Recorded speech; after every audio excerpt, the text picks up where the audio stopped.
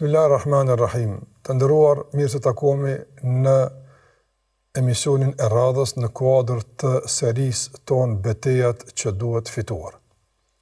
Kemi përmendur në takimin e kaluar betejën me egon, me nefsin. Dhe kemi përmendur se nefsi është begati, mirë po në qoftë se nuk e menaxhojmë si duhet dhe nuk e orientojmë ka duhet, ai mund të shndrohet në armik që pastaj duhet luftuar.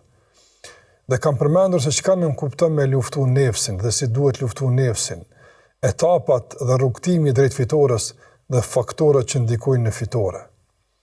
Pas këtij armiku, kushtimisht po them armiku, kalojmë te një problem tjetër. Problemi i radhës është dunjaja, kjo botë ku ne po jetojmë. Kjo botë e cila është e mbushur me begati, por edhe me gjëra të rrezikshme. Në dunja ka sprova të lloj-llojshme. Dunjaja, të nderuar vëllezër dhe motra, është mirësi, është korridor drejt xhenetit, është korridor drejt ahiretit. Është mundësi që këtu të fitojmë shumë, por nëse nuk jemi të kujdesshëm mund të humbim shumë. Pikërisht në këtë dunja njerëzit fituan shumë, por pikërisht në këtë dunja njerëzit humbën shumë. Këtu ishte faraoni që u mallkua, në dunja ishte. Këtu në dunja ishte Abu Lehebi që u mallkua, në dunja ishte. Edhe Abu Jehli, e shumë të tjerë që nuk kanë mbet nga e kaluar atyre përveç mallkimit dhe mjerimit. Por në këtë dunja ishte edhe Muhamedi alayhi salatu wasalam. Ishte pejgamber të Allahut, ishte Abu Bekri, Omeri, njerëz të mëdhej, burrat e rëndësishëm. Ishte Aisha radhiyallahu anha, ishte Ummu Salama, gratë e mëdha që fituan shumë dhe nga dunjaja kaluan në xhenetin e përjetshëm. Prandaj, dunjaja në esencë është mirësi dhe është begati, por i ka fitnet e veta, i ka sprovat e veta. Në qoftë se nuk kemi të vëmendshëm të nderuar shikues, karshi fitneve të dunjas mund të shndrohet në një armik që na bën të humbim shumë. Madje humbje të pariparueshme, nga se mundësia e të qëndruar në dunja është një jetë vetëm, nuk kemi dy jeta. Në momentin kur përfundon afati kur skadon afati i qëndrimit tonë në dunja, nuk ka kthim mbrapa mu. Dhe kjo është ende më e rrezikshme. Andaj dunjaja është e rrezikshme për shkak të fitneve, të sprovave që janë në te. Dunjaja është e rrezikshme për shkak se ka mashtruar njerëz shumë ndoshta më të fuqishëm, më të pasur se ne. Dunjaja është e rrezikshme për shkak se është jorse atraktive dhe mund të habit njeriu që të harron se është e përkohshme, të harron misionin e tij e pastaj ta humb jetën përjetësisht, Allah na ruaj.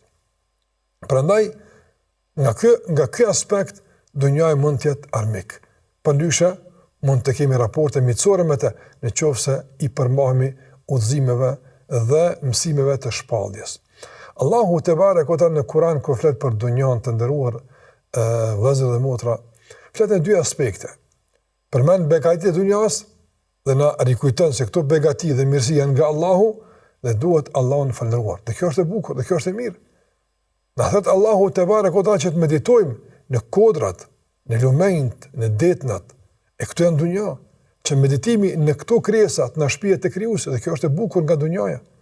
Mirë po, gjithashtu Allahu na thotë se dunjaja gjithashtu është edhe një lojë, është një mashtrim, është një argëtim i përkohshëm.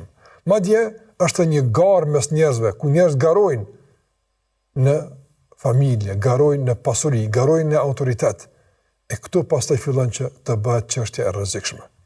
Prandaj të nderuar vëllezër dhe motra, duhet të kuptojmë se dunjaja është mirësi. Mirë po, ka sprovat e veta. Kjo është e tëra.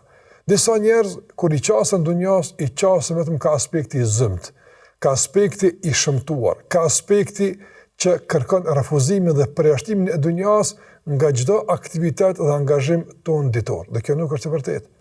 Disa të tjerë e glorifikojnë këtë dunja dhe aq e faktorizojnë sikur të ishte kjo ahireti. Dhe kjo nuk është e vërtetë. Prandaj e vërteta ku qëndron në mesatare. Në mesatare. Mesatarja nëm kupton ti qasim dunjas aq sa e meriton dhe ashtu sikur e meriton. E ku i gjejmë këto mësime? I gjejmë këto mësime të fjalët e Allahut dhe fjalët e pejgamberit alayhi salatu wasalam.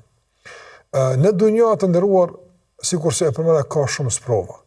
Një nga ato sprova të dunjas është sprova e pasurisë. Pasuria po që është begati, po që është mirësi, mirë po të nderuar, duhet ta kuptojmë si mjet. Duhet që pasurinë ta trajtojmë me kujdes. Duhet që të fitojmë, duhet që të punojmë. Allahu te bareke ve teala na ka ftuar që të lëvizim tokë, që të angazhohemi, që të fitojmë. Sa obligime fetare realisht mund të jetësohen përmes mirëqenies materiale. Haxhi është kusht mirëqenie materiale. Zakati është kusht mirëqenie materiale. Madje shpagimi për agjërimin është mbi bazën e mirëqenies materiale. E shumë të tjera. Sadakaja që vlerë ka, ndërtohet mbi bazën e mirëqenies materiale. Në gjitha këto ibadete në thrasin që ne ta përmirësojmë statusin ton social dhe material, që ta përmirësojmë mirëqenien në këtë dunjë. Mirë po, gjithmonë duke kuptuar se kjo është një mjet. Nuk duhet të shndrohet në qëllim. Nuk duhet që shifrat numerike na bëjnë përshtypje. Me një fjalë, nuk duhet që jeta jonë të shuhet në vrapim pas dunjas. Nga se nuk mund të arrijë askush. Nuk e ka arrit. Sa njerëz kanë vrapu për dunja, në fund i ka braktisur, në fund i ka tradhu dunjaja. Nga sa ta kanë shkuar, ajo ka mbet, nuk ka shku bashkë me ta. Sa njerëz në dunja kanë fituar shumë, të nderuar vëllezër dhe motra. Kanë pas shumë pasuri. Mirë po ditë gjykimit, çka do të marrin nga ajo? Asgjë. Për punëve të mira apo Allahu na ruaj edhe punëve të liga. Për nga ky aspekt dunjaja i tradhon, nuk është me ta. Madje situatat më kritike, më të vështira, më jetike për ta, dunjaja nuk është me ta. Kështu që besimtari duhet që të vigjilent, i kujdesshëm që ai të jetë një hap para dunjas, që ai të dinë si ta shfrytëzon dunjën, kuptimin e fitimit të pasurisë dhe kuptimin e shpenzimit të pasurisë. Allahu te bareke ve teala përmend në Kur'an, duke thënë: "Ya ayyuhalladhina amanu la tulhikum amwalukum wa auladukum an dhikrillah." O që keni besuar, mos lejoni që vrapimi dhe posedimi i pasurisë dhe fëmijët e juaj ju habitin nga përmendja e Allahut. Se njeriu duke vrapuar, pas pasurisë duke vrapuar, pas investimeve duke vrapuar, pas shtimit pasurisë duke vrapuar, pas seminareve, konferencave, panajireve, tregjeve caktuara, haram për çka krijuar. Haram se ka në dunja. Haram më fal. Haram Allahun më përmend. Madje ka njerëz që e harrojnë familjen. Kjo është ajo që e bën dunjën pastaj problematike, të rrezikshme. Armik për njeriu. Armik, kjo është armik i joti, nëse kështu realisht ndërton raporte me të. Nëse arrin dunjën me ti është dinat më sa që ti haron Allahun te bareke ve teala, haron krijuesin, kjo është problem. Dhe nga kjo perspektivë duhet me luftu dunjën. Duhet me luftu dunjën që ajo mos të shndrohet në brengën tonë kryesore. Mos të jetë qëllimi jon final. Nga kjo perspektivë duhet luftuar dunjën. Nga kjo perspektivë dunja është armiku jon. Përndryshe, nëse njeriu e ka në dorë, nuk e ka në zemër, e ka mjet e jo qëllim, e përdor në përputhje me norma dhe udhëzimet e krijuesit, e përdor në shërbim të ahiretit, në rregullim. Mirë po, nuk i gjejmë njerëz gjithmonë kështu. Sa njerëz e kanë rënë ahiretin për shkak të dunjas. Sa njerëz janë shkputur nga krijuesi për shkak të dunjas. Sa njerëz e kanë mohu krijuesin për shkak të dunjas. Dhe kjo është problem. Dhe në këtë rast, dunjaja është armik për ta, për shkak se sherrën kanë mja po. Edhe në dunja, e në veçantinë e ahiret, kur dalin për Allahut mënduar. Prandaj, sprova është pasuria. Pasuria është sprov. Nuk është e keqe, as nuk është e mirë. Është sprov. Nëse e kalon, bëhet e mirë. Nëse ngel dhe dështon, bëhet e keqe. Kështu e pasuria. Në esencë, nuk kemi ndonjë qasje ka shisojnë kuptim të favorizimit, përveç në aspekt përgjithshëm, po se është e kërkuar e dobishme. Mirë po, se përket gjykimit përfundimtar, nuk mund të gjykojmë se pasuria gjithmonë është hajër për besimtarin. Ama nuk mund të jemi as që gjithmonë është sherr. Mund të jetë hajër nëse i përmbahet rregullave. Nëse nuk i zbaton rregullat dhe pasuria bëhet mjet për mburje, bëhet mjet për garim, haran Allahun te bareke ve teala, haran dhuruesin e pasurisë dhe pastaj i anvesh vetes së tij aftësitë që me to e ka fituar pasurinë, atëherë kjo është sherr për të. Ma mirë mos e kish pas hiç. Ma mirë mos e kish pas. Qase me të humb shumë dunjë, por humbja e herit është shumë e madhe. Prandaj Allahu te bareke ve teala kur flet për njerëz të tij çka thotë khasira dunya wal akhirah. E ka humb dunjon edhe ahiretin. Pse e ka humb dunjon? Për shkak se i ka shku tërkoha, vrapime, mërzia, pa gjumë, edhe çka morin fund, vdeq i la gjitha. I marrën të tjerë të gatshme, nuk ishin ndaj tij mirënjohës fare. Në fund të fundit një varja ka ndërtuar atje, e harruan edhe e shpenzuan pasurinë për çefe tek e tyre, ndërsa i vuan për të. Ndërsa i vuan për shkak të kësaj pasurie, ai është mjerim, ai është ndenim për shkak të kësaj pasurisë. Prandaj nuk duhet lejuar që pasuria që fitojmë për ne të jetë mjerim e për dikë të jetë argëtim. Kjo është humbje e madhe të nderuar vëllezër dhe motra. Gjithashtu nga fitnë që i ka dunjaja dhe duhet pas kujdes është edhe fitnë e autoritetit. Normal, njeriu ka dëshirë të ketë pushtet, të ketë ndikim, të ketë autoritet ndaj njerëzve që realisht njerëz ta pranojnë si njeri që ka arrit, është i suksesshëm, është i dijshëm, njerëz të ndvarën për ti. Njeri ka këso prirje që të ketë dëshirë ta merr këtë për njerëzve. Veçanërisht në kohën tonë të shikues. Shikoni për shembull sa njerëzit tentojnë me publiku gjëra nga një dhe palidhja, banale, vetëm që të fitojnë klikime, që të jenë një autoritet që është i klikuar me të madhe në rrjetet sociale, e për shembull në rrjetet e publikimit të materialeve të caktuara vizuale apo audio, si për shembull në YouTube e kështu me radhë. Andaj, sa gjejmë materiale, thosh, është e mundshme njëri të degradohet në këtë shkallë për disa, për shembull, klikime, për disa para që i merr për shkak të klikimeve. Andaj ai kërkon autoritet dhe kërkon pasuri. Dhe kjo është problem. Kjo është telashe. Andaj dunjaja bëhet armik për të, nga se e ka futur në kurthat e saj, ndaj të cilave nuk ka ditë më u gjind ky njeri i shkretë dhe ky njeri i mirë. Pastaj kemi edhe forma tjera të problemeve me autoritetin. Nuk ka njerëz që e sulin karrikën, dhe për shkak të kësaj karrike nuk kursejnë as të mjet, qoftë edhe nga mjet më të ligat mundshme, nga hipokrizia, nga poshtërsia, nga mashtrimi, madje dhe vrasja. Raport me këtë njeri, karrika, autoriteti, a është mirësi? Padyshim se jo. Është fatkeqësi, është mjerim. Prandaj fatkeqësisht për shumë prej njerëzve që synojnë pushtetin, synojnë autoritetin, synojnë karrikën, ajo është sherr për ta. Ajo është armik i tyre. Ajo i vret dal nga dal, i shkatërron deri në qelizën e fundit. Mbeten realisht pa vlera, mbeten realisht pa përmendje të mirë. Vdesin, shkojnë, harrohen, ndërsa u mbetet përgjegjësia për Allahut, për keqpërdorimet, për shtypjet, për zullumin e shumë të tjera që i ka bërë për shkak të pozitës dhe autoritetit edhe pushtetit që e kanë pas. Sa kështë pushtet faraoni? Shumë kështë pushtet. Kështë njerëz që realisht i bindeshin, bindje të plot pa asnjë kontestim.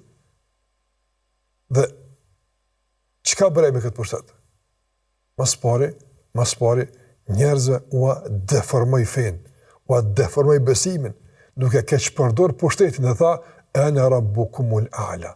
Unë jam Zoti i juaj. Parmena, unë jam Zoti juaj suprem, a'la, suprem.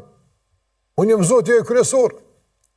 Pastaj tha, wa hadhihi naru tajri min tahti. Lumi nel, parmena, gjithaj lum. Ai rrjedh nën këmbët e mia, unë jam Zoti i tij. Parmendoni. Pse e bëri këtë? Për të treguar një pushtet të pakontestueshëm, një dominim të vrasht të egën mbi njerëzit që t'i bindin e nështrohen.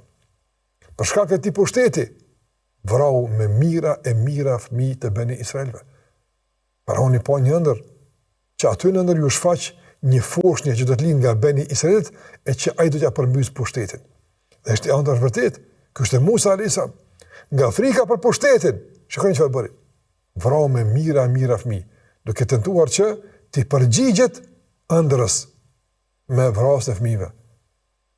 Andaj pushteti për këtë, dunjaja për këtë, u kone mirë, u kone dobishme, me i thonë, mirë e ke bu, i suksesshëm, ja, nuk e i suksesshëm, ti i dështuar, faraoni është i dështuar, është shembull i dështimit, është shembull i humbjes dhe i mjerimit.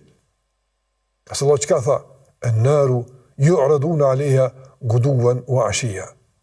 Wa yawma taqumu as-sa'atu adkhilu ala fir'aun ashadda al-'adab. Në varat të dënohen, i ekspozohen zjarrit, në varat e ty në dënohen, guduven wa ashia, mëngjes e mbrëmje. O yawma taqumu as-sa'a, e kur ndodh kiameti, atë nga varrezat drejt xhenem. Adkhilu ala fir'auna ashadda al-'adhab. Faraonin dhe pasuesit e tij, ndihmtarët e tij, fotini në dënimin e dhimbshëm dhe mirimin e madh. Andaj për këtë dunja ka qenë mirë? Jo, ka qenë armik. Ka qenë armik, nga se dunjaja, karrika, sprova karrikës e pushtetit e ka bërë që të dështon, të bie në këtë mirim që nuk do të dalë nga ai mirim asnjëherë. Në xhenem përgjithmonë Allahu na ruaj. Andaj për këtë dunja ka qenë mirë? Jo, s'ka qenë mirë. Armik. Është dash me luftu këtë qasje të dunjas, është dash me luftu këtë dëshirë që e jap dunjaja, po ne du të luftuar, që mos lejmë që dunjaja të na glabëron me kthetet e saj, e të na bën gabite e saj. Nuk kemi na bite dunjas. Nuk kemi bite dunjas. Ne jemi shfrytzues të dunjas, ndërsa jemi bit ahiretit. Sikur që Aliu radhiyallahu ta'ala tha, kunu min abna'il akhirah. Wala takunu min abna'i dunya. Të jeni bit e ahiretit, e mos u bëni bit e dunjas. Mos tregoni lojalitet dhe dunjas, të bindeni, jo, shfrytëzoni, përdoreni, por për qëllimet e juaja madhore, për te dunjas. Ai problem pushteti, është karrika problem, nëse nuk din. Mirë po, ai ka mashtruar pushtetit të gjithë? Ja, s'është e vërtetë. Jo, ka pas në bret mirë, Dhulkarnejni. Allah e përmend surën Kaf, një njeri i cili ja ka dalë, ka pas pushtet më shumë se faraoni. Ka pas ndikim më shumë se shumë faraona. Është nga pushtetarët e rrallë në dunja që ka pas 30 pushtet. Mirë po Allah e sjell shembull në surën Al-Kaf të një pushtetarit mirë që nuk e ka mashtruar dunjën. Ja ka dalë ai që me pushtetin e dunjas ta fiton hapësirën e madhe të xhenetit në ahiret. Kjo është shembull i mirë dhe kjo tregon se pushteti nuk është gjithmonë i keq, por është i rrezikshëm. Duhet pas kujdes që mos me ta humb kryt, mos me ta humb zemrën, mos me ta humb lidhjen me Allahun te bareke ve teala. Andaj për këtë arsye ne themi se dunja është armik nga kjo perspektivë. Nëse din me qenë pa përshtatshme, nëse ne kemi të kujdesshëm dhe nuk e dominojmë ne atë. Materializmi është jashtë së ndëruar shikues. Allahu xhallahu për mësa dunja është zinë, është stoli, është bukuri. Po normal. Ka joshtë e veta. Nëse joshemi pas dunjas, nëse mashtrohemi, në rëmben, në fut, në kthetet e saj dhe pastaj vetëm kur e shohim veten Allah na ruaj të humbur, e dështuar, në mjerim e në vajtim. Nga sprovat e dunjas është edhe sprova e gjinisë së kundërt. Pse po them gjinisë së kundërt? Nga se mashkulli është sprov për femrën, por në veçanti femra është sprov për mashkullin. Dytë janë sprov për një tjetëri. Dytë tërhiqen ka njëri tjetëri. Në qoftë se këtë tërhiqje nuk e bëjnë të menaxhuar me rregulla të caktuara, me qëllim fisnik që të kurrizohet ky afrim me martesë, me familje, atëherë kjo tërhiqje, kjo joshje bëhet armiqësore, bëhet problem. Kjo fitnë bëhet sebeb për të humbur, për të dështuar. Veçanërisht raporti i mashkullit me femrën. Femra është problem për mashkullin. Dhe nuk duhet mohuar. Femra është sprov për mashkullin. Dhe nuk duhet njëruar. Sa njerëz bëjnë kënë se nuk është kjo fare vërtet. Të shohin që të injorojnë këtë anim natyrshëm që e kanë gjinit kashi njëra tjetrës. Veçanti mashkulli ka femra. Veçanërisht. Dhe kjo është shkencërisht e zbuluar dhe shkencërisht e treguar. Dhe mundohen që të ndërtojnë raporte shoqërore, miqësore, kështu me radhë, deri në domosdoshmë shkrihet të gjitha barierave. Normal, të kemi raporte miqësore, të kemi raporte kemi të afër, kemi të tjerë fqinësi kështu me radhë, nuk duhet më pas distancë as të madhe ose çështje armiqësore larg asaj, jo kështu. Mirë po, raport me mashkullin janë të natyrës tjetër, raport me femrën janë të natyrës tjetër. Nëse i naturalizojmë raportet me femrën, njësi kurse mashkullin, atër ne kemi punuar në të kundërtën e natyrshmërisë së pastër që Allah na ka krijuar të. Nga ky aspekt raporti bëhet armiqësor. Nëse është armik, të mashtron, mund të shpije në punë të këqija, në haram. Atë është armiqësor. Shkoni për shembull si ju josh gruaja e kryeministrit në kohën e Jusufit alayhis salam. Ku ishte Jusufi alayhis salam pallatin e saj. U mashtrua pas bukurisë së tij. Dhe çka ndodhi? Ja mbylli derën, u poshtnua gru me autoritet, gru e bukur ishte. Gru me para, me ndikim, u mashrua pas bukurisë të Jusufit dhe kërkoi nga ai që të bëjë një punë të pandershme. Por Jusufi alayhis salam nuk ishte i dobët si ajo. Ajo ra viktime dunjas e sprovës së gjinisë së kundërt. Nëse Jusufi nuk ra viktime kësaj sprove, tha, "Ma'adallah, Zoti mos e boft. Kur këtë punë nuk e bëj." Ka se ishte në pozicion tjetër. Por ka edhe kundërta, që njerëzit kur janë josh kanë rënë këtu. Pra sa kanë që janë shantazhuar për shkak të një gabimi që kanë bërë. Pastaj s'kan pas mundësi më ndal fatkeqësisht në përshkallëzimin ka hekeqja, për shkak se dikush ka dosje për të, për shkak se dikush ka një injizim për të, për shkak se dikush ja ka vendosur lakun qafën e tij dhe atë ka dhënë. Pse? Ka ra në sprovën e quajtur sprova e gruas. Prandaj duhet pas kujdes. Duhet të ndërtojmë raporte të mira, të bashkëpunojmë brenda kornizave të lejuara fetare, duke respektuar natyrshmërinë që Allahu na dha. Nëse Allahu kështu na ka mësuar. Ela ya'lamu man khalaq, e si nuk din ai që ka krijuar? Si nuk din ai që ka krijuar? Nga se ai din hollësitë e gjërave dhe është mirë informuar për gjithçka. Prandaj nuk duhet injoruar natyrat tona. Nuk duhet ikur nga një tjetri, por nuk duhet afruar pafundësisht, nga se çdo afërsi e tepruar mund të ketë pasoja. Dhe nga ky aspekt bëhet raporti nga miqësor në armiqësor, nga zgjidhje dhe bashkëpunim në problem dhe smundje shoqërore, shturje, çorëditje, prishje e kështu me radhë. Prandaj edhe kjo është çështje me rëndësi që duhet kuptuar. Ai ka dunjaja me një fjalë ka sprovat shumëta. Dunjaja ka telashe, ka probleme. Ne duhet jemi të vëmendshëm dhe të kujdesshëm. Andaj, a është dunjaja armik joni?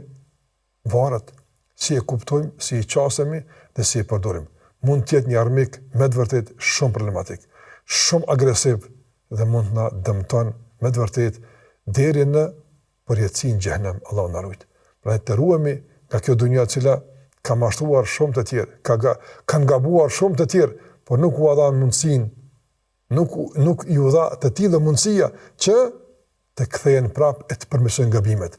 Nëse ata s'kan mundësi, ruajeni nga gabimet që tjerë i bën dunjën, shfrytëzoj dunjën si duhet dhe nga dhënie e dominon mbi të, nga sa Allahu te bareke ta ka bë, të tillë që ti jesh në përsi dhe shfrytëzim të dunjës ta shkelësh me këmbët e tua e ta kesh në dorën tënde, ndërsa zemrën t'ia falësh krijuesit.